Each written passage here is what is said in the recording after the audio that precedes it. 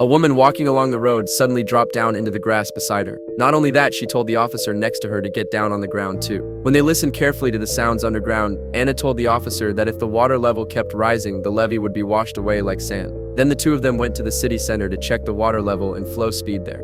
The data they got made Anna very worried. Next, Anna went down to the basement of a farmer's house. She found that the red bricks were already starting to seep water. The farmer said the basement was always damp, but there were no rivers nearby and no groundwater at such a shallow depth. All the signs pointed to the seriousness of the situation. Then they went to check the recent data from the dams. Anna analyzed it and concluded that at this rate, it wouldn't be long before the north bank of the river would be flooded. But the professor from the Hydrology Bureau thought Anna was exaggerating because this city hadn't been hit by a flood in nearly 100 years. And the relevant departments had reinforced the levee. So in his view, flooding was impossible under current conditions. The two of them ended up in a heated argument. Before leaving, Anna still shared her opinion with Jack, the deputy governor who had invited her. The only way to stop the flood was to open the levee before it arrived, creating a new channel to let the excess water flow out. After saying this, Anna left despite Jack's attempt to stop her. Meanwhile, Jack went with his men to the local reservoir. The stored river water there should have been released days ago, but the person in charge hadn't acted yet because there was going to be a sailing competition. Under Jack's firm pressure, the person in charge verbally agreed to his request.